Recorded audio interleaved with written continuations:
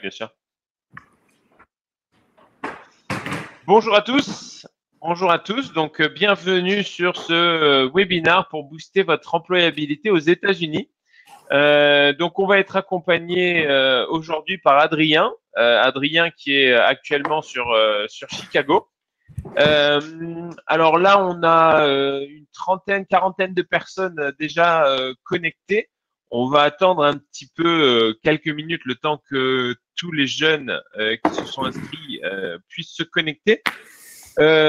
Juste quelques petites règles par rapport à l'utilisation de cette plateforme. Vous avez des différents onglets sur la droite. Vous avez un onglet chat, un onglet questions, un onglet sondage et un onglet participants. Sur le chat, bien entendu, on peut se dire bonjour, etc., échanger entre nous. Et si vous avez des questions à nous poser, que vous avez envie de me poser à moi ou vous avez envie de poser à Adrien, eh bien, vous les posez dans le petit onglet questions. Comme ça, eh bien, nous aurons la capacité avec Nidia, qui est présente ici, de modérer un petit peu et bien de tout simplement compiler l'ensemble des questions et on essaiera d'y répondre. OK?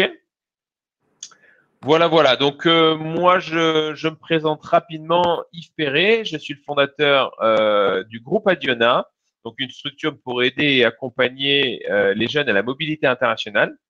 Et notamment, on vous aide à trouver des stages aux États-Unis. Donc, c'est pour ça qu'on a cette expertise-là. On fait ça depuis maintenant 11 ans. Et c'est vraiment un sujet qui est important pour nous, puisqu'on sait qu'il y a une grosse demande de la part de tous ces jeunes. Donc, on va attendre encore quelques minutes, le temps qu'il y ait encore des personnes, je vois, qui arrivent. Et ensuite, on attaquera un petit peu cette présentation et j'espère que vous avez noté un maximum de questions. Comme ça, on pourra les poser à Adrien. Ça soit des questions liées à comment il a fait pour trouver son stage aux États-Unis, comment il a fait pour rester, est-ce qu'il peut nous donner concrètement des idées sur qu'est-ce qu'est réellement la vie aux États-Unis plutôt que de penser que c'est ce qui se passe à Hollywood. Voilà, l'idée c'est de vraiment rentrer dans le concret avec quelqu'un qui était comme vous il y a 7 ans. Et de tout simplement avoir vraiment des éléments factuels de quelqu'un qui est sur place. On se laisse encore une petite minute et on attaque.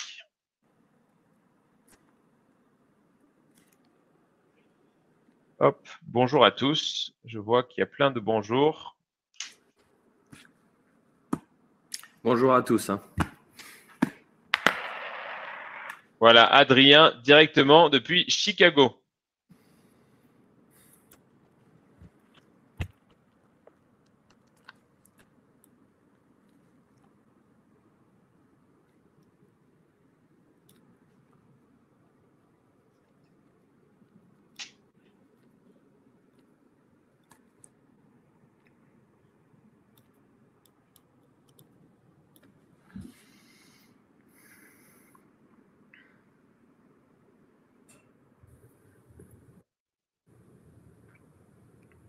Pour tous ceux qui arrivent, on va commencer d'ici. On va commencer. On va se laisser 18h05.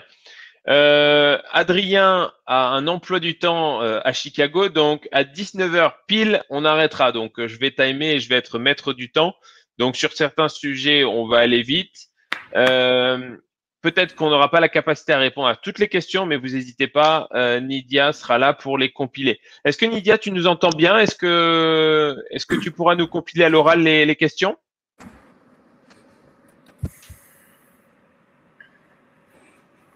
Alors, c'est pas moi, Thomas, qui… Ah, Thomas, je t'avais pas vu. C'est pas Je t'avais grave. pas vu, Thomas.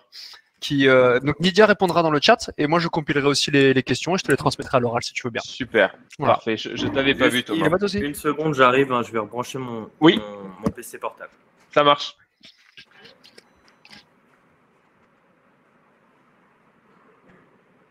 Eh bien, bienvenue Thomas. Thomas sera le modérateur du coup qui tout simplement compilera l'ensemble des questions.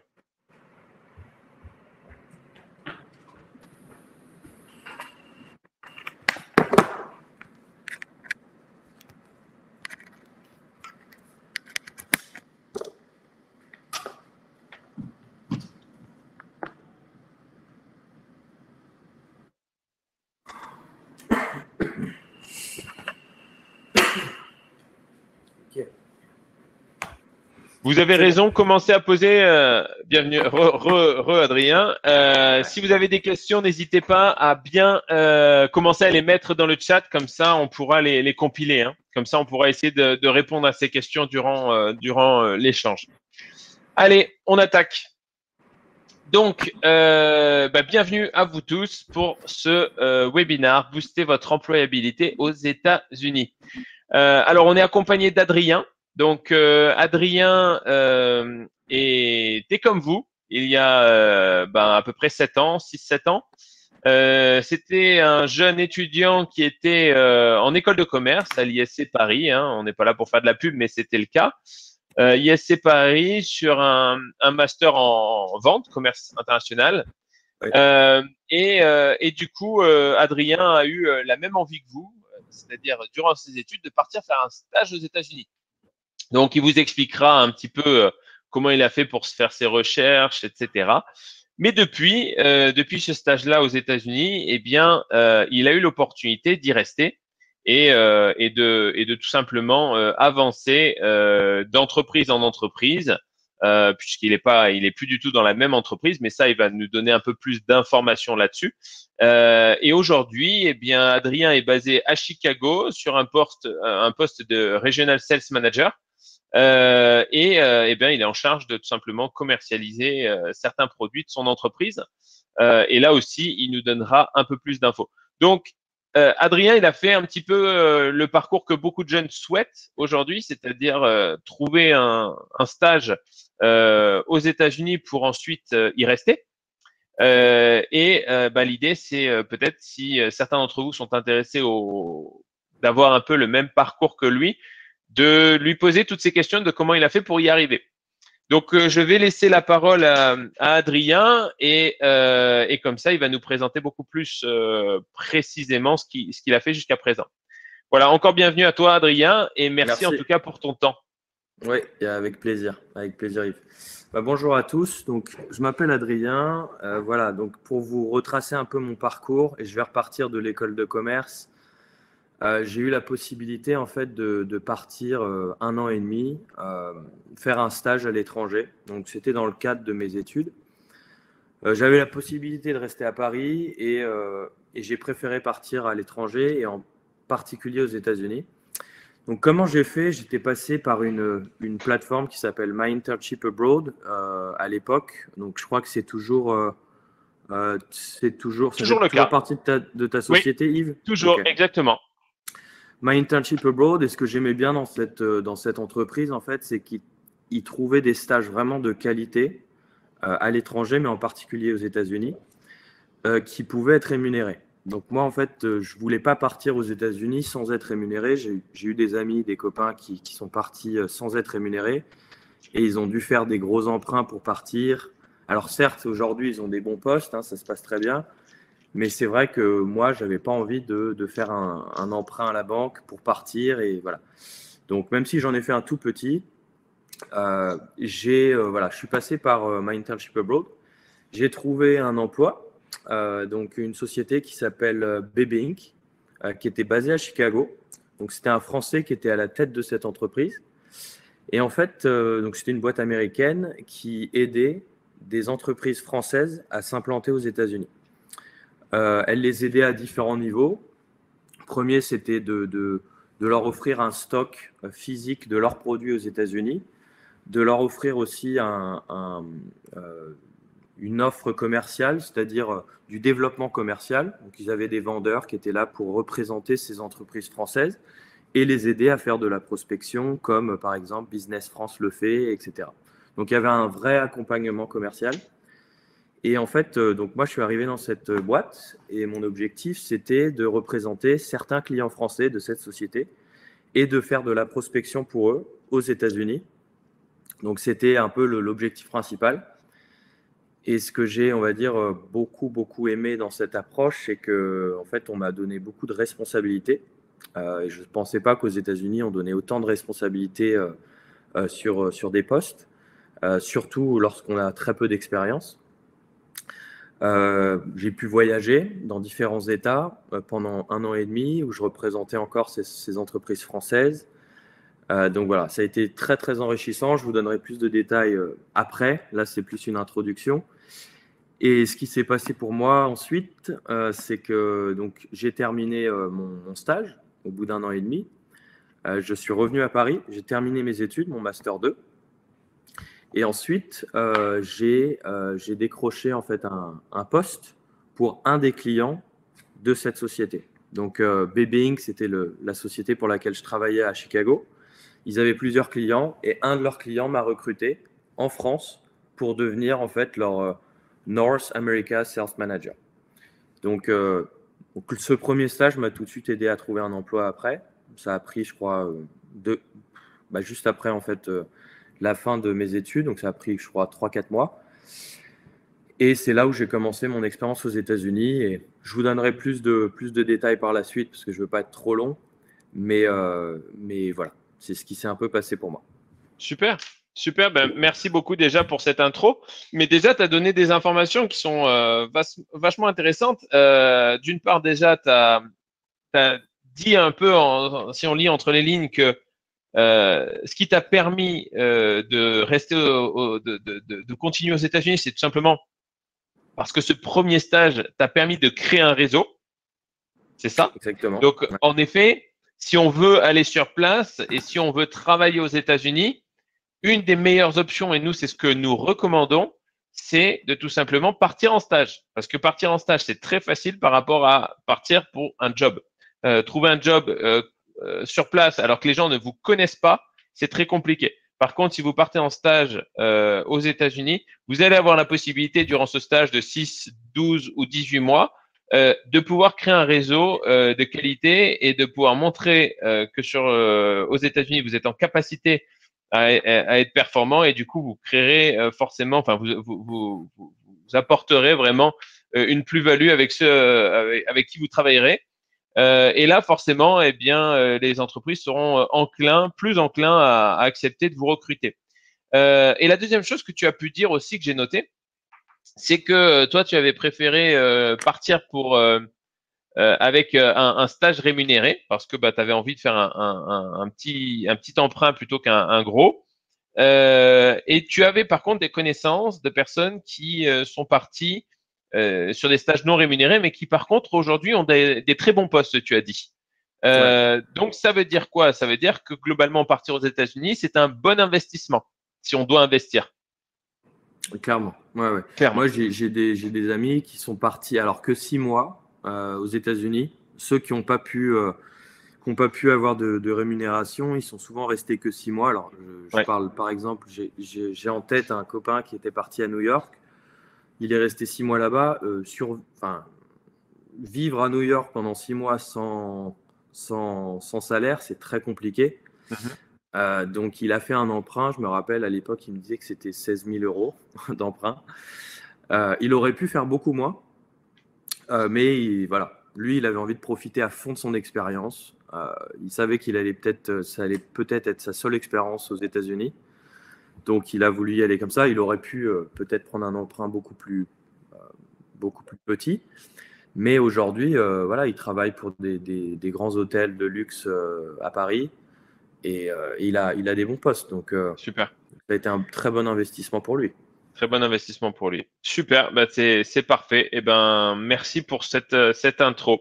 Donc on va démarrer maintenant et on va te poser plein de questions par la suite sur justement des processus plus détaillés sur comment tu as trouvé ton stage, quels sont les conseils que tu peux donner par rapport à ça.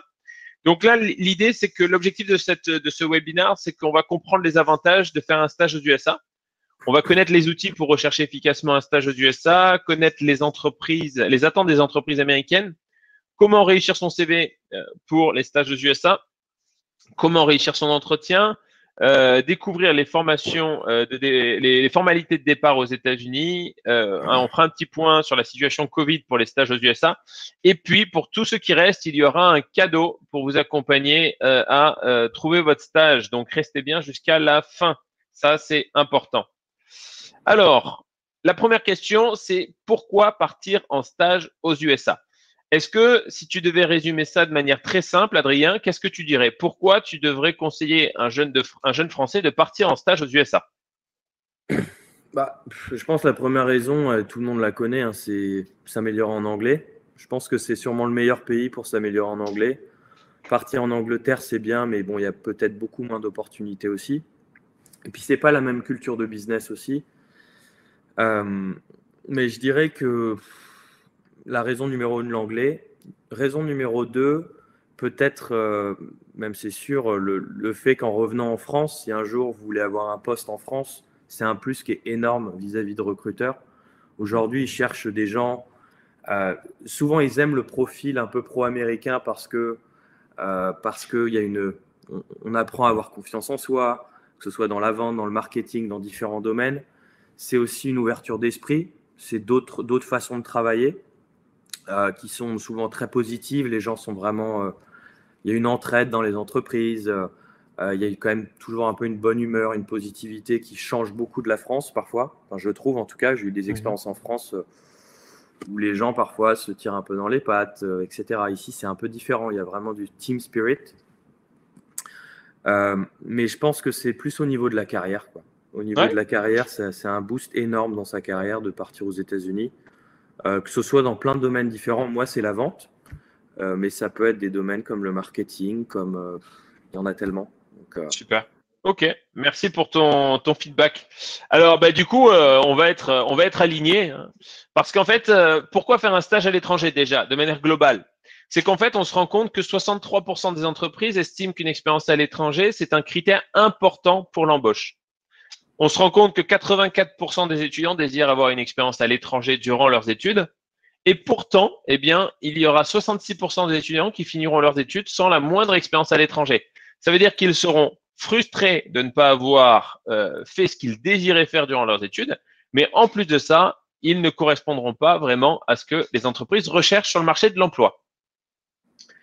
Ensuite, pourquoi faire un stage aux USA? Eh bien, il faut savoir, et ça, ce sont les statistiques de l'ambassade américaine qui nous communiquent ça, c'est qu'il y a seulement 3700 étudiants français qui partent faire un stage aux USA chaque année. Ça, c'est les statistiques du nombre de visas qui sont émis par l'ambassade des États-Unis à Paris. Il faut savoir qu'en France, il y a 2,5 millions d'étudiants en France. Donc, au final, il n'y a que 0,14% des étudiants français qui partent faire un stage aux USA. Donc, ceux qui partent faire un stage aux USA ou qui ont une expérience aux États-Unis, c'est quelque chose de rarissime. Et donc, on dit souvent que ce qui est rare est cher. Et c'est un peu ça qui fait que vous allez être beaucoup plus valorisé en ayant une expérience aux États-Unis que d'autres profils qui ne les auraient pas eu parce qu'on sait qu'il y en a très peu qui le font.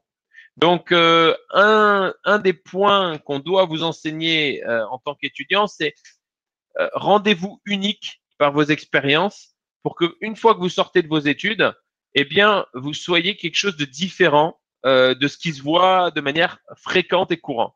Donc, une expérience aux États-Unis, c'est une bonne façon de vous différencier de la masse et de vous différencier de vos camarades de classe.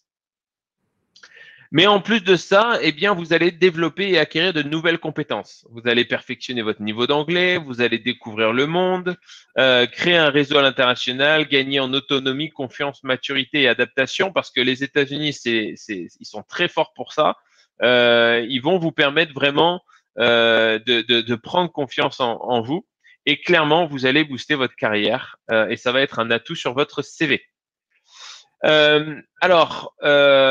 Déjà, par rapport à cette première partie, est-ce que on aurait une ou deux questions qu'on pourrait poser à Adrien de la part des visiteurs de l'audience? Alors, pour le moment, il y a beaucoup de questions, mais ça n'aborde pas les sujets évoqués. Peut-être une première question qu'on pourrait rattacher de Johanna qui demandait est-ce qu'aux États-Unis, on est considéré comme un stagiaire ou plutôt comme un employé? Est-ce qu'il y a des différences de traitement? Adrien, est-ce que vous avez des expériences aux États-Unis et en France? Vous avez noté des différences de traitement par rapport à ça, par exemple? Ouais, c'est une très bonne question parce que je me posais la même question quand je suis arrivé et j'ai vite eu la réponse. On est plus considéré comme un employé, pas du tout comme un stagiaire. En fait, aux États-Unis, c'est un peu à double tranchant. C'est-à-dire qu'on vous fait confiance tout de suite et on vous dit, OK, tu vas avoir des responsabilités, etc., plus que sur même parfois le papier. Mais après, voilà, bon, faut faire l'affaire. Faut être sûr de faire le job, d'être motivé quand même. Mais on est vraiment considéré comme un employé. Moi, quand je vous donne un exemple, je suis arrivé chez BB Inc., donc à Chicago, c'était il y a 7 ans. Au début, j'étais rémunéré, je me rappelle à l'époque, c'était 1430 $ par mois, donc ce qui n'est pas beaucoup, mais pour un stage, ça représente quand même quelque chose, parce qu'à l'époque, ce n'était pas évident d'être rémunéré. Et au bout de, je crois que ça a mis 5 mois, au bout de 5 mois, on m'a augmenté à 2000 $ tout de suite, en me disant, bah, tu fais pas, t'es un employé, on veut t'augmenter parce que tu as fait du bon travail, etc. Et mes responsabilités ont grandi au sein de l'entreprise au bout de quelques mois, en fait. Donc ouais, on est vraiment considéré comme un employé, pas du tout comme un stagiaire. On ne va pas faire le café, etc. On ne va pas aller faire des photocopies, ça c'est sûr à 100%. Donc c'est très, très gratifiant, je dirais. Et puis je rajouterai une chose, c'est que les entreprises ne vont pas vous faire traverser l'Atlantique pour justement faire des photocopies. C'est que si vous prennent de loin, c'est que ils vont compter sur vous par rapport à une mission qu'ils ont besoin qu'ils ont besoin de vous donner, vous communiquer. Donc voilà, ça c'est important. S'ils avaient besoin de quelqu'un pour faire des photocopies, ils prendraient un stagiaire qui est à proximité de leur entreprise. Ouais, c'est sûr. Est-ce Et ça leur que coûterait moins cher aussi. voilà, c'est ça. Est-ce qu'on a une autre question, Thomas? Non, non, je t'invite à passer au Allez. slide suivante, s'il te plaît. Go. Alors maintenant, on va rentrer dans le concret, c'est comment trouver son stage aux USA. Donc du coup, Adrien, toi, tu nous as dit en intro que on t'avait aidé à trouver ton stage aux USA, mais est-ce que tu te souviens un petit peu, même si ça remonte à 6-7 ans, est-ce que tu as une idée des démarches que toi, tu avais entrepris pour chercher une expérience aux États-Unis? Et maintenant, avec le recul que tu as en étant sur place, est-ce que tu sais quelle serait la bonne méthode, selon toi, pour trouver un stage aux États-Unis? Parce que là, tout le monde attend cette réponse-là, en fait. Comment on fait? Je me souviens plus des plateformes que j'ai utilisées, parce que ça fait vraiment 7 ans. Je me souviens de celle qui a marché, donc qui était My Internship Abroad à l'époque, donc qui fait partie du groupe Adiona maintenant. C'est la raison pour laquelle aussi je suis là, pour vous faire part un peu du fait que ça a marché pour moi en tout cas. Est-ce que j'ai utilisé bien sûr d'autres plateformes, mais ce que j'aimais pas, c'est que, en tout cas au niveau des stages, je trouvais jamais de stages qui étaient rémunérés. C'était le seul problème que j'avais.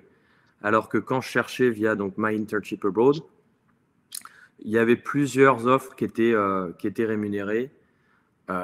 Parfois même ça montait jusqu'à 2000 $ par mois. Hein. Ça dépendait vraiment des territoires. Hein. Je crois même que j'en ai vu à 2500. Oui. Mais ça dépend des territoires. Encore une fois, si vous vivez à New York, vous allez être mieux rémunéré que peut-être à Chicago. Si vous vivez en Californie, vous serez vraiment au top des salaires parce que le coût de la vie est plus élevé. Donc après, si vous allez en Oklahoma, il ne faut pas s'attendre à avoir un gros salaire. Mais moi, c'est la raison principale, vraiment pour laquelle je suis passé par My Internship Abroad. Et puis, quand j'ai regardé la description des postes, j'ai vu qu'il y avait des vraies responsabilités. Moi, dans mon poste, ce qui m'avait plu, c'était le fait de voyager et d'aller démarcher des distributeurs et des clients finaux pour la boîte en question. Ça, je trouvais ça extraordinaire de me dire à je ne sais plus quel âge j'avais, 24 ans, 24 ans, de voyager partout aux États-Unis comme ça et en étant stagiaire, quoi. Et tout le monde pensait que j'étais en fait que je représentais une filiale. Ouais. Et c'est ça qui était impressionnant. Et c'était un peu ça la difficulté, en fait, c'est qu'à 24 ans, les gens que je rencontrais se disaient « Ouais, il est jeune quand même pour gérer une filiale ». Et je leur faisais comprendre que je n'étais pas totalement le directeur de filiale, mais que j'étais plus le responsable du développement commercial. Voilà, Mhm. pour cette société. Et là, aujourd'hui, avec le recul, est-ce que tu as rencontré depuis que tu es aux États-Unis des stagiaires qui sont sur place et est-ce qu'ils t'ont expliqué un petit peu comment ils avaient fait pour trouver leur option, leur opportunité ou non J'avoue que je suis plus trop en contact avec des stagiaires aujourd'hui, D'accord? donc je pourrais pas vraiment répondre à cette question. Bon, bah là tu vas en avoir plein là ce soir qui veulent savoir en savoir plus là-dessus, mais ok, bah du coup moi je vais essayer de vous donner quelques tips, quelques conseils pour trouver votre stage aux USA. Alors déjà, quand vous faites votre recherche aux États-Unis, vous devez penser aux bons mots-clés. C'est-à-dire que quand vous faites une recherche, il faut que ça soit spécifique. Si vous recherchez dans la mode, si vous recherchez dans un domaine spécifique, le marketing, la finance, etc., il faut fonctionner de cette manière-là. Déjà, il faut que vous identifiez ce que vous recherchez. Ensuite, il faut faire vraiment des candidatures spontanées mais précises, avec vraiment une méthode et une recherche qui fait que vous en savez un peu sur l'entreprise, sur la personne, le recruteur, etc., pour essayer d'avoir de quoi parler et d'être vraiment le plus précis possible. Nous, on conseille vraiment d'utiliser le réseau personnel. C'est-à-dire que dans les écoles, vous avez des jeunes qui ont vécu cette expérience, la même que la vôtre, d'être en France et de rechercher un stage aux États-Unis.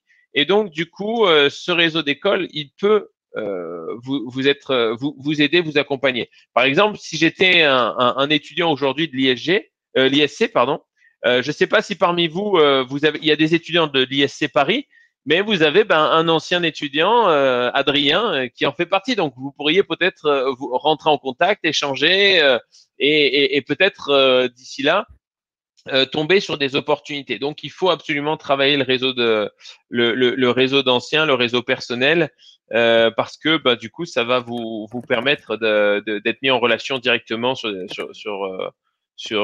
des stages. Parce qu'Adrien, il me disait avant de commencer ce webinaire que l'entreprise pour qui il a fait son stage, il recrute toujours. Donc, il pourrait vous mettre en relation avec cette entreprise directement. Voilà. Donc ensuite, bien entendu, vous pouvez utiliser des portails d'offres, des sites web, mais bon, ça c'est vraiment la jungle. Il y a beaucoup, donc là il faut passer du temps. On vous recommande fortement le réseau LinkedIn, qui est une mine d'or pour trouver des contacts.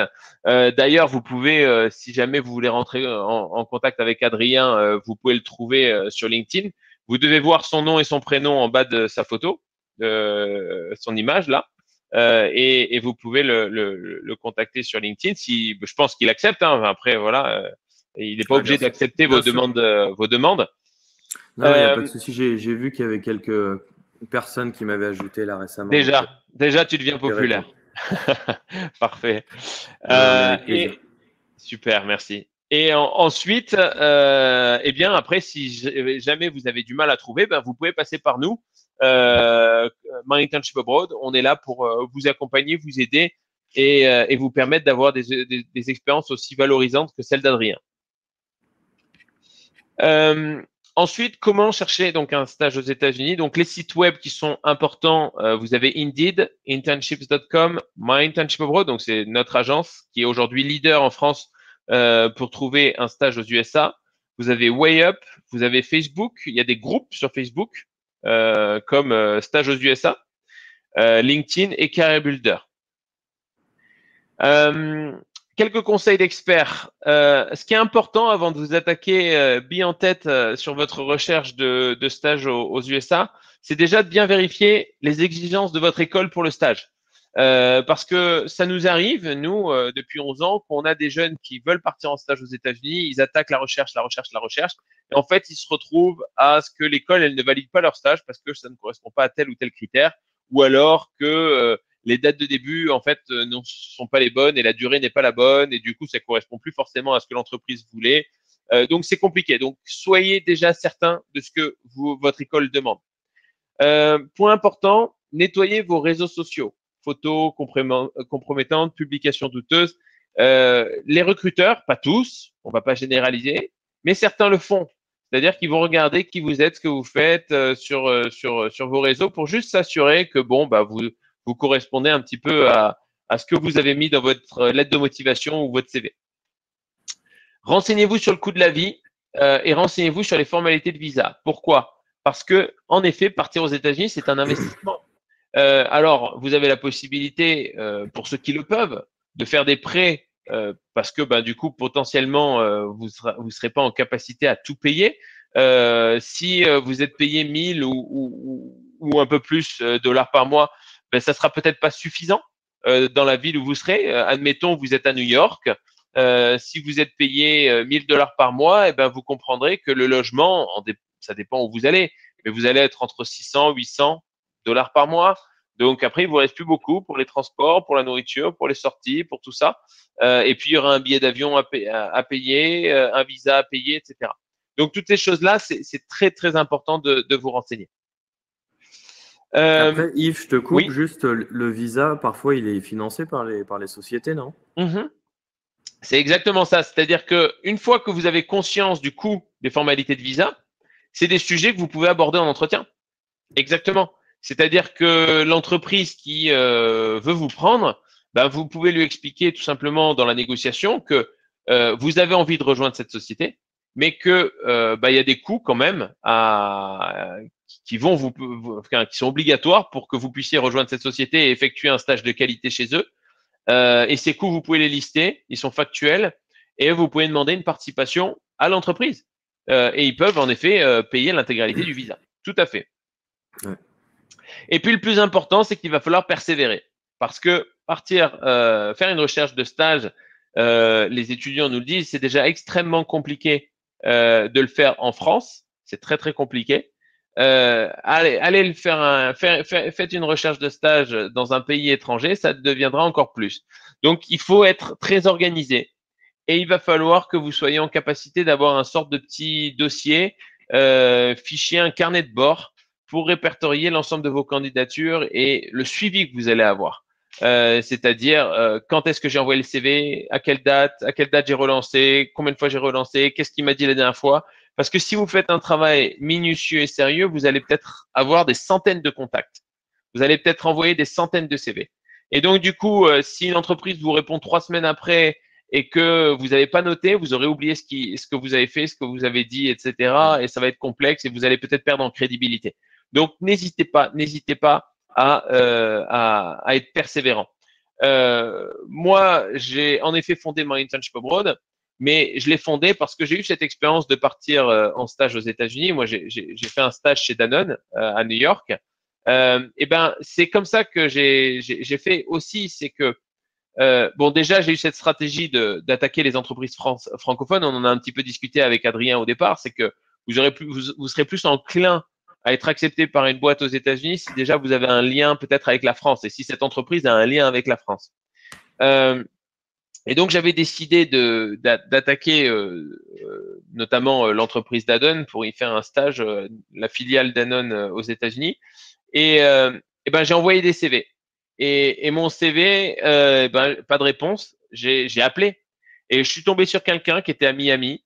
Et cette personne-là m'a redirigé vers une personne à New York. Et la personne à New York a fait suivre mon CV au RH. Et c'est comme ça.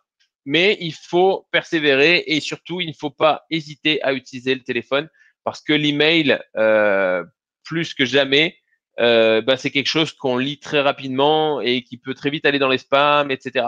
Donc, vous pensez que vous avez envoyé un email, mais la personne peut-être ne l'a pas reçu ou ne l'a pas lu ou c'était pas le bon moment, etc. Donc, il faut absolument persévérer et mettre une stratégie agressive, j'ai envie de dire commerciale, parce que vous vendez, et donc il va falloir aller chercher votre recruteur.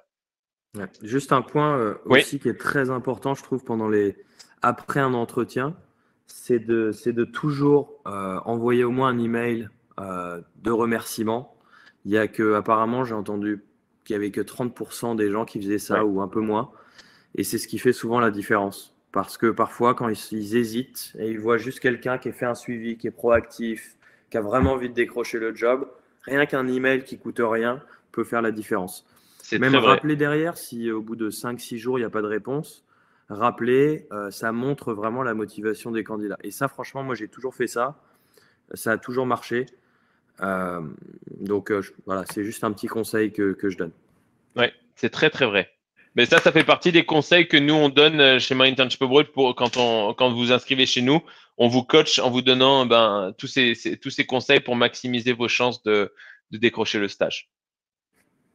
Alors parlons de rémunération. Donc ça c'est un sujet qui est vraiment très important parce qu'il y a de tout hein, en effet. Et c'est vrai que les États-Unis, c'est un peu l'exubérance du tout ou du rien. De là où on va et on peut avoir des stages non rémunérés, on peut avoir des stages extrêmement bien rémunérés. On a de tout. Hein. Nous, on a aidé des milliers de jeunes à partir en stage aux États-Unis depuis 11 ans. On a connu les stages non rémunérés dans les grands groupes de mode. Et ça, c'est vrai. Hein. Le Diable habillé en Prada, le film, c'est un peu la même chose pour ça n'a pas vraiment changé dans la mode. Vous faites des stages de qualité dans le sens où vous allez tout faire. Vous allez être peut-être des fois bras droit d'une responsable. Et donc, on va vous demander de vraiment être présent tout le temps, à gérer l'agenda, etc. Mais ça va être vraiment, vous allez être vraiment dans le quotidien de la mode. Donc ça, et là, vous pouvez ne pas être rémunéré. Et puis à l'inverse total, vous pouvez aller en Californie, développeur web, etc. Ou vous pouvez être sur des stages rémunérés 5-6 000 $ par mois. Donc il y a de tout et de rien. Après, c'est là où il faut être attentif aux propositions et c'est pour ça qu'il faut pas attaquer une recherche de stage aux États-Unis en le faisant pour dans une semaine. Il faut vraiment s'y prendre en amont, très en amont, pour que vous puissiez avoir du choix. Et parce que vous allez peut-être sur les premiers échanges avec certains recruteurs, certaines entreprises, être confronté à des offres de stage non rémunérées. Bon, très bien, vous prenez, vous regardez et vous continuez. Vous allez peut-être avoir une autre proposition, etc. Et en négociant avec l'un et l'autre et en mettant en balance l'un et l'autre, vous pouvez peut-être avoir des gratifications, le visa payé, etc. Donc ça, c'est important. Donc, il y a de tout. Mais encore une fois, et Adrien a commencé par ça, il l'a dit un petit peu, après c'est que partir en stage aux États-Unis, c'est un investissement. Parce qu'une fois que vous aurez effectué ce stage-là, vous serez extrêmement bien valorisé. Donc même si c'est un stage non rémunéré, comme l'ami d'Adrien, après, vous reviendrez en France ou même vous pourrez rester sur place avec un poste très valorisant. Alors, est-ce que sur cette première partie, on a quelques questions déjà, Thomas ? Oui, tout à fait. On a une question qui revient souvent, qui a été posée par Gaspard, qui a été posée par Leslie, d'autres, en fait, ou d'autres personnes aussi qui demandent est-ce qu'il y a des opportunités dans tel ou tel domaine d'activité. Et plus globalement, les gens posent la question est-ce qu'il est possible d'envoyer des candidatures spontanées aux entreprises et ne pas attendre de voir ou de recevoir des offres de stage? Moi, je suis pas un grand fan. Tu peux répondre? Moi, je suis pas un grand fan des candidatures spontanées. Je pense que c'est mieux quand même de répondre à des offres parce que je pense que c'est dépenser beaucoup d'énergie. Et puis en plus, il faut que le poste vous plaise aussi, quoi. Donc, c'est assez compliqué. Après, peut-être que tu as un autre avis, Yves, mais moi, personnellement, j'ai jamais fait ça. Je me consacre juste au poste. J'essaie de bien comprendre l'entreprise. Le volume est important, c'est sûr, hein, mais, le volume de candidature, mais je pense qu'il faut vraiment se concentrer sur l'entreprise, faire peut-être un petit récap du business pour montrer qu'on a compris ce qu'ils font, etc. Et ensuite, voilà, montrer sa motivation. Mais moi, j'étais plus dans une démarche qualitative que quantitative. Bien sûr, c'est très important voilà, moi, je prenais des journées où j'envoyais des candidatures en permanence. Mais quand j'écrivais mon email ou mon control letter, Lettre de motivation. Ma lettre de motivation, je faisais vraiment attention à ce qu'elle soit vraiment de qualité, quoi. Voilà. Alors moi, si je peux donner, tout argument se vaut. En fait, il n'y a pas dans votre recherche, il ne va pas y avoir, j'ai envie de dire, c'est tout noir ou tout blanc. Il y a un ensemble. Moi, ce que je peux vous dire, c'est que envoyer pour envoyer, ça sert à rien. C'est-à-dire que prendre une base de données qui n'est pas ciblée et envoyer 1000 CV ou 1000, ça marchera pas. Parce qu'en effet, d'une part, il faut absolument que ça soit personnalisé. Donc, la candidature, si elle est spontanée, Elle est possible, mais il faut que ça soit stratégique. Stratégique dans le sens où vous avez fait des recherches et, par exemple, vous avez fait beaucoup plus de travail. C'est-à-dire qu'on le voit sur certaines candidatures, par exemple, des personnes qui envoient un CV, par exemple, je vais dire une bêtise, mais à Nestlé, et le CV, c'est une boîte de, je sais pas, une boîte de Choc-A-Pic. Alors, je sais pas si Nestlé, Choc-A-Pic, c'est la même boîte, mais c'est une boîte de céréales, en quelque sorte. Et le CV est là-dedans. Donc, ça peut être à la bonne personne. Et donc là, vous marquez l'esprit et c'est certain que vous avez un entretien. Franchement, si ce CV il arrive dans les mains de la bonne personne, celle que vous avez ciblée, c'est certain que vous avez un entretien. Maintenant, c'est beaucoup de travail. Moi, ce que j'avais fait à l'époque, c'est que j'avais mis en place une stratégie. J'ai pas candidaté sur des offres, j'ai mis en place une stratégie. Et je suis parti du principe que quelles sont mes qualités à l'époque quand j'étais étudiant, qu'est-ce que je peux apporter à une boîte aux États-Unis et quelles sont les boîtes où j'aurai le plus de valeur ajoutée et de choses que je pourrais leur apporter. Et moi, j'avais à l'époque cherché un peu, trifouillé sur Internet, et l'Internet n'est pas le même que ce que nous avons aujourd'hui, mais j'avais réussi à trouver une base de données de toutes les filiales françaises aux États-Unis. Et donc, du coup, avec les responsables, etc. Et on était vraiment sur un esprit très PME, TPE. Et donc, bon, et parmi ça, il y avait des grands groupes. Il y avait les Danone et autres. Bon, et après, j'ai atterri chez Danone. Mais j'avais des contacts directs, adresse email, numéro de téléphone, etc. Et à ce moment-là, bah, j'ai fait tout un travail en les contactant, en leur disant voilà, moi je suis français, avec bilingue, etc.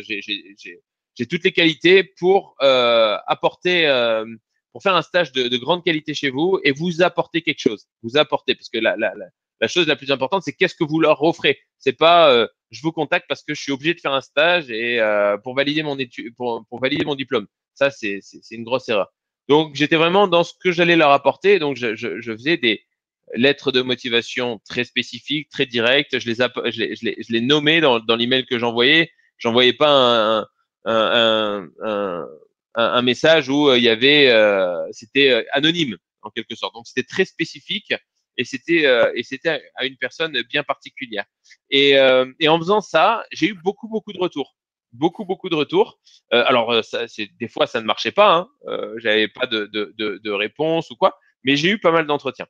Donc, l'idée, c'est de faire un ensemble et je pense que vous devez faire les deux. C'est-à-dire à la fois postuler à des offres, mais aussi à la fois, si vous avez une stratégie très précise, exemple, je veux faire un stage dans la mode à New York, eh ben, j'essaie de lister un petit peu toutes les boîtes de mode à New York. Est-ce qu'il y a des boîtes de mode francophones, etc. à New York?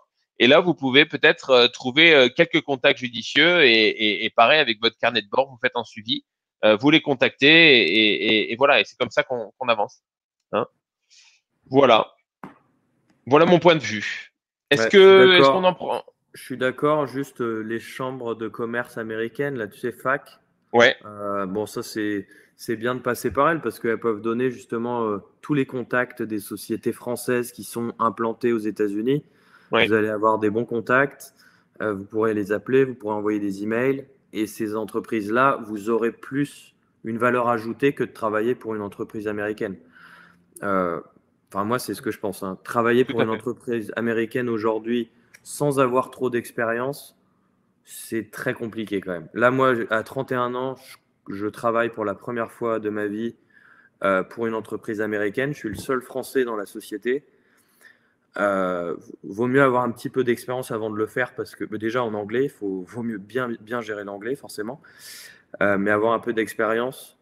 Et je pense que même en termes de transition, de confiance en soi, de plein de choses, c'est mieux de travailler pour une boîte française implantée aux États-Unis. Au démarrage. Une dernière question, Thomas? Non, il n'y a pas d'autres questions pour l'instant à ce niveau-là. Non, merci. Allez, eh ben on avance. Hop. Alors, du coup, comment décrocher son stage? Alors là, on va peut-être avancer. On va aller assez vite sur cette partie parce que du coup, il est déjà 44 et l'idée, c'est de pouvoir échanger avec Adrien le plus possible. Alors, je vais essayer d'aller vite sur cette partie, très vite, et pour se focaliser sur une partie qui est vraiment très importante pour l'ensemble des jeunes, c'est la partie administrative. Donc, en fait, vu qu'il est déjà 44, 45 maintenant, On va passer cette partie-là. Vous aurez les slides. De toute manière, on vous les enverra par email. Vous pourrez les consulter. Mais globalement, ça parle de CV. Comment on fait un bon CV pour trouver votre stage aux États-Unis. Et puis CV, lettre de motivation. Les erreurs les plus fréquentes sur les CV, ce qu'il faut vraiment éviter. Vous avez la partie entretien d'embauche. Vous avez des informations, des questions les plus courantes. Voilà, vous avez des éléments intéressants que vous pourrez lire, pourrez consulter. C'est très simple. Et puis, si vous avez des questions, eh ben, vous n'hésitez pas à nous les poser. On sera là pour vous aider. Alors, vu qu'il nous reste que 15 minutes, l'idée, c'est de à la fois parler des démarches administratives qui sont toujours un peu l'angoisse pour les jeunes et ensuite eh bien aborder peut-être toutes les questions que les jeunes peuvent avoir à Adrien sur son expérience aux États-Unis. Alors, pour partir en stage aux États-Unis, eh bien, je vais demander à Adrien, est-ce qu'il pourrait nous faire un petit récap de comment il a fait, lui, administrativement parlant?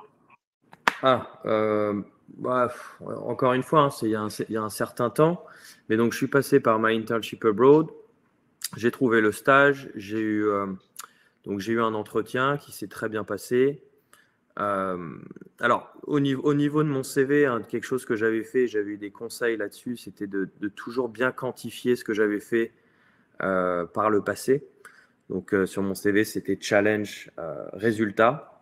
À chaque fois, c'était comme ça qu'il fallait aborder un CV, surtout pour la mentalité anglo-saxonne. C'est ce qu'on m'avait en tout cas appris. Donc, j'ai décroché cet entretien. J'ai été choisi.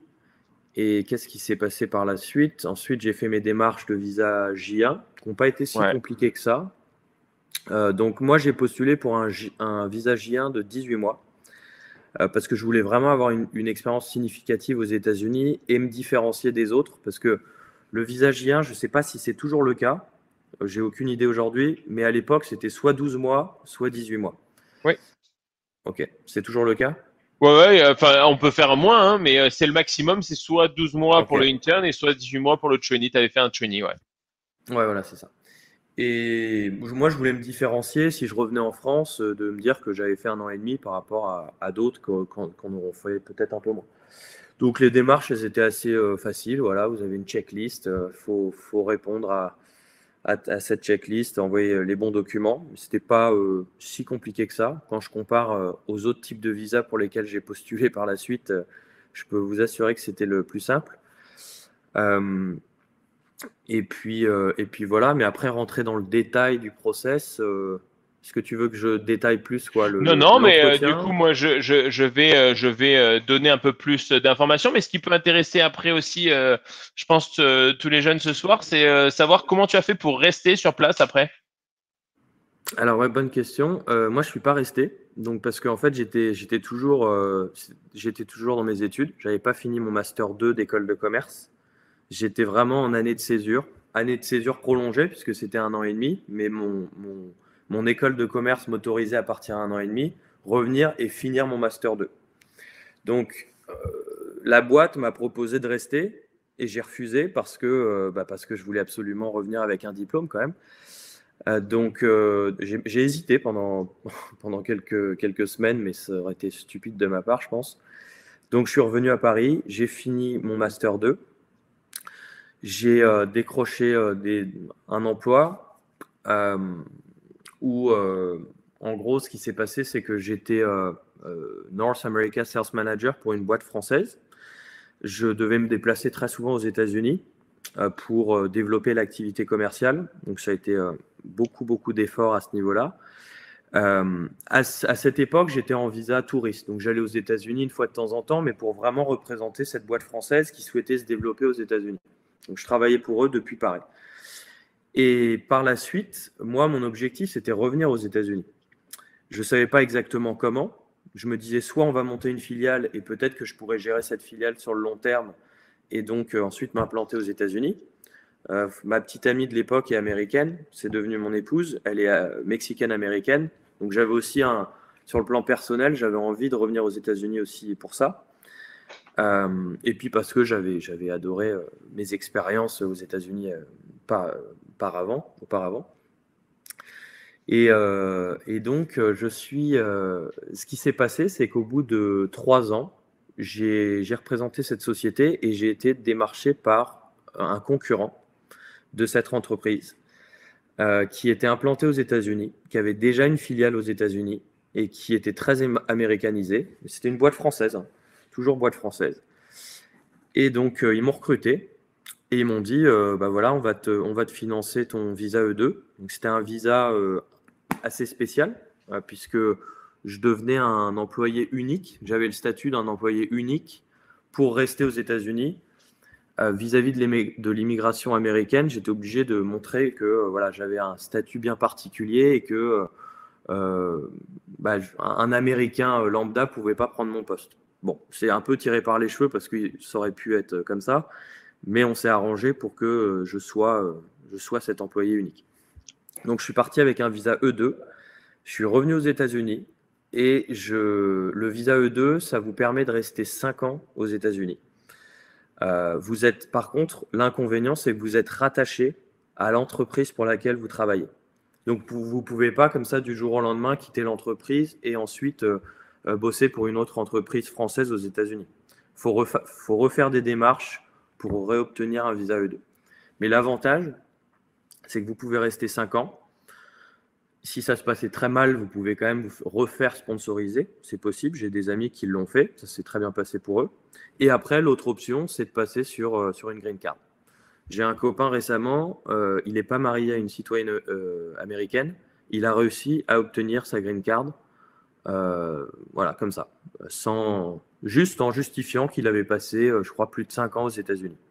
Et il a eu sa green card sous Trump. Donc, c'est quand même pas mal. Bon, donc, super. Voilà, c'est juste pour expliquer un peu le Génial. parcours. Génial. C'est vrai que tu dois être dans un swing state, non? Chicago. Comment? Tu es dans un swing state à Chicago, non? Illinois? C'est Michigan? À côté, tu veux dire? Toi, tu es dans le Chicago, c'est dans le Michigan? Non, Chicago, c'est dans l'Illinois. D'accord, ok. Michigan, c'est juste à côté. C'est juste à côté. Ouais. Ok, ça marche. Ok, donc du coup, les démarches administratives pour partir aux États-Unis. Donc, vous avez compris, on a besoin d'un visa J1. Et après, du coup, c'était intéressant de savoir comment il avait pu rester. Donc, il a pu rester avec un E2. Mais vous avez aussi la possibilité d'avoir soit du H1B, un autre typologie de visa qui peut prolonger le visa J1, ou la green card. Mais nous, là, on va rester sur le visa J1 pour partir en stage aux USA. Donc, pour partir en stage aux USA, eh bien, vous avez besoin du visa J1 qui est un visa non immigrante utilisé à des fins d'échange éducatifs ou culturels aux États-Unis et fait partie du programme Exchange Visitor Program. Donc, ce visa, il est obligatoire même si le stage est moins de 90 jours et non rémunéré. D'accord? On peut pas partir avec un visa touriste aux États-Unis pour faire un stage.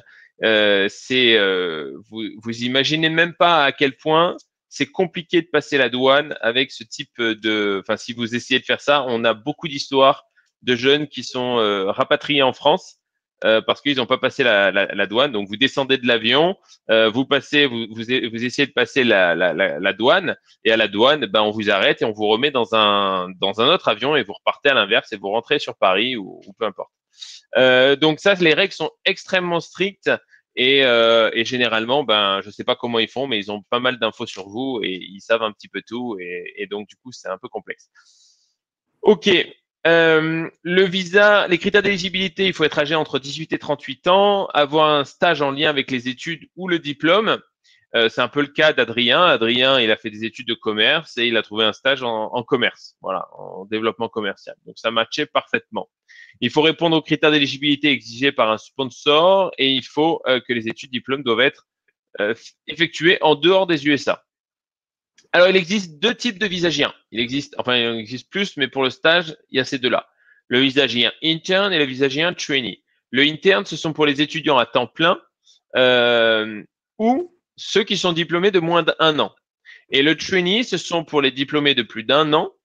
J'arrive tout de suite, Yves. Ouais, bien sûr. J'arrive tout de suite.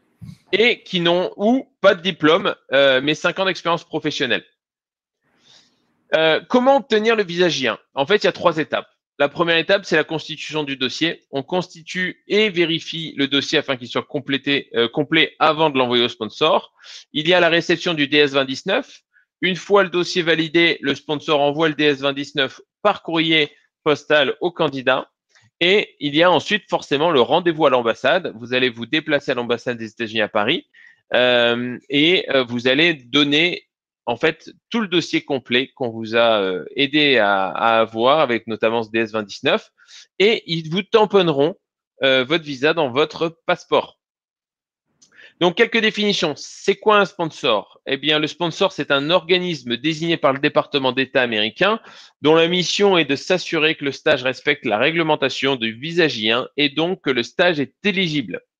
Et qu'est-ce que le DS2019? Le DS2019, c'est le certificat d'éligibilité dont on a besoin pour prendre rendez-vous à l'ambassade des États-Unis à Paris afin de faire valider et tamponner le visa J1 sur votre passeport.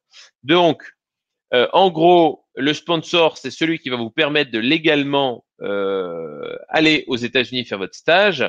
Et le DS2019, c'est comme un sorte de convention de stage tripartite qui va être signée entre votre entreprise d'accueil, vous et le sponsor. Si vous avez besoin d'aide pour faire votre visa J1, vous pouvez passer par le service visa-j1.fr. Donc, ils sont spécialisés justement dans l'obtention des démarches de visa J1. Et est-ce qu'il y a des questions sur le visa J1, Thomas? Oui, alors on a une première question. Est-ce que tu pourrais remontrer la slide d'avant? Anaëlle demande à quoi correspond le sponsor exactement. Elle n'a pas bien compris.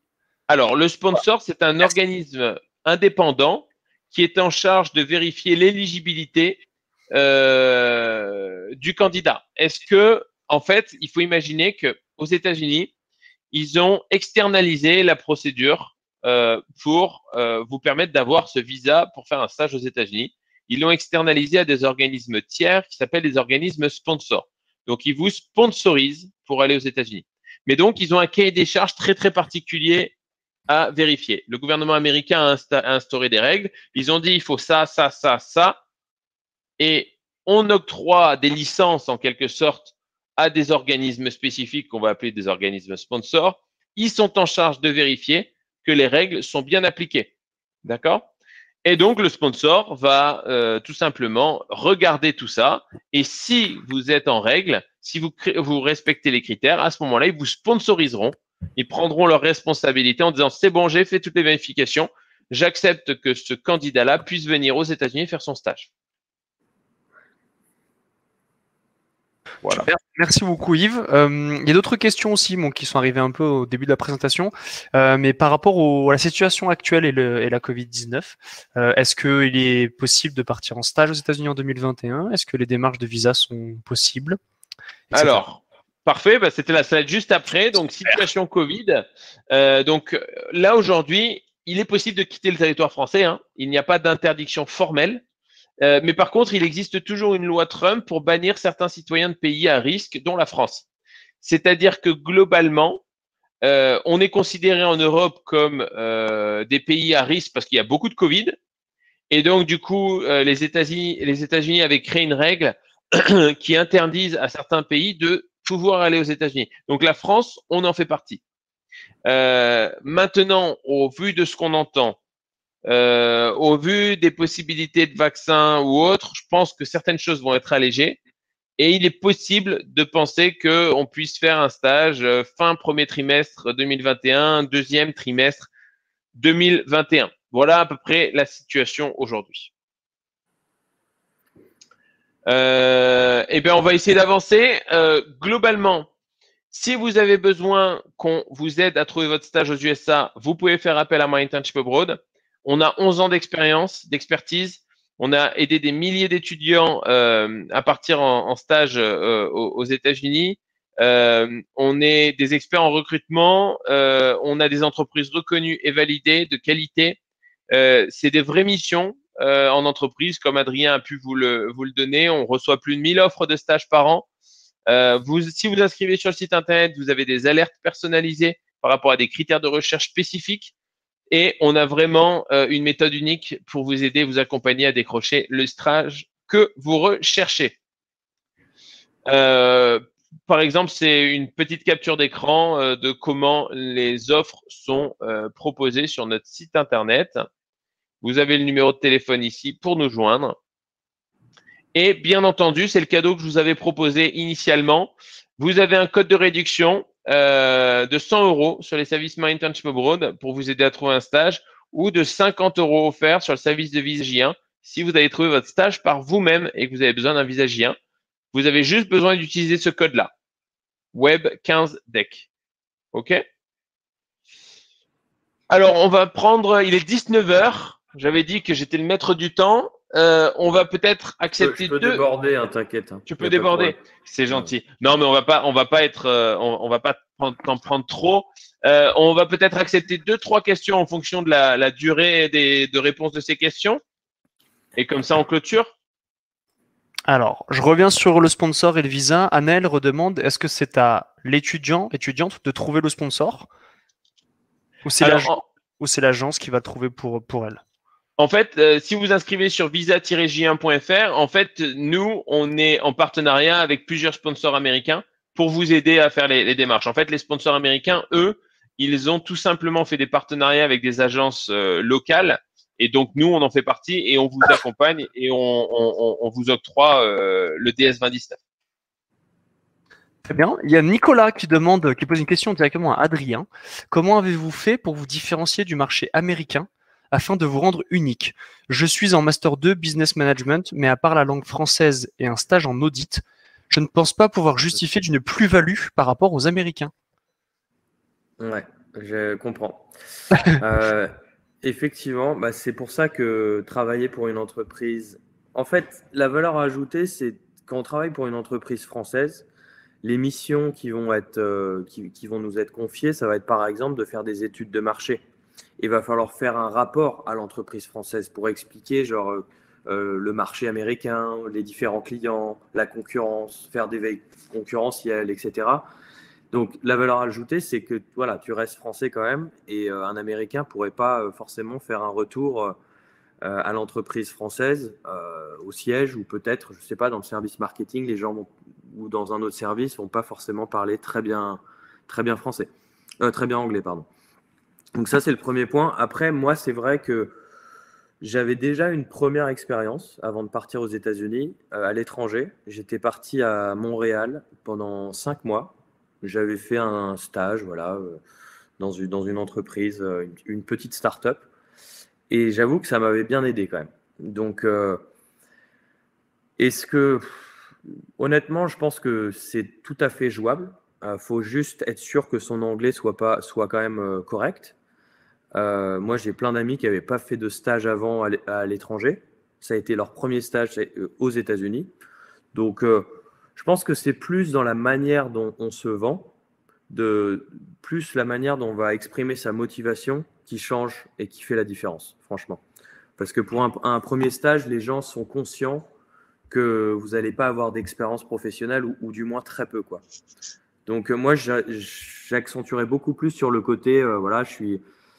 quelque chose qui a toujours marché pour moi, c'est de dire voilà, je suis un gros travailleur. Les gens parfois oublient juste de dire ce petit mot, mais ça fait un déclic parfois dans la tête des recruteurs en se disant bon, c'est quelqu'un qui va produire, il est motivé. Alors voilà, je ne vais pas vous apprendre à vous vendre, mais je pense que c'est le point le plus important, clairement. Et voilà, et les expériences, on peut les mettre de côté pour l'instant, parce que ça reste un stage. Certes, vous pouvez être rémunéré, mais moi, je ne serais pas inquiet vraiment là-dessus, quoi. Encore une fois, j'ai plein d'amis qui n'ont pas eu d'expérience à l'étranger. Ils ont trouvé leur stage et ça s'est très bien passé. Et puis surtout, il y a autre chose aussi, c'est que les entreprises françaises, elles préfèrent souvent travailler avec des Français parce qu'on est reconnu dans le monde entier pour être quand même très efficace, plus efficace que les Américains.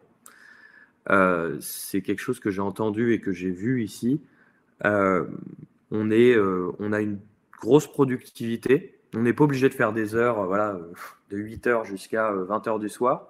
On peut faire des heures plus courtes, mais on va être vraiment plus productif. Et ça, elles en sont conscientes, surtout pour des entreprises qui ont un peu d'expérience, des entreprises françaises qui ont un peu d'expérience aux États-Unis. Super, merci. Et le dernier point, je dirais, c'est aussi la fidélité des profils français. Un Français, une Française a plus généralement, va rester plus longtemps dans une entreprise qu'un Américain. Un Américain pourrait faire tous les 6 mois changer d'entreprise ou tous les ans, quoi. C'est quelque chose qui est tout à fait courant parce qu'il y a une vraie division du travail aux États-Unis. En France, ce n'est pas vraiment le cas. Donc, je dirais qu'ils préfèrent sélectionner des Français pour une question, je dirais, de loyauté, fidélité, en se disant que ça va être un investissement sur du long terme et que vous allez vouloir rester, quoi. D'accord. Voilà. Okay. Super, merci. Une autre question, Thomas? Alors, il y avait une autre question aussi qui est un peu plus spécifique ou un peu plus personnelle, mais quelqu'un demandait s'il était préférable de travailler pour une entreprise américaine aux États-Unis ou de travailler pour une entreprise française, mais du coup être expatrié aux États-Unis. Ouais, moi, ma réponse, je l'ai déjà donnée tout à l'heure. Vraiment, ce serait de travailler pour une entreprise française.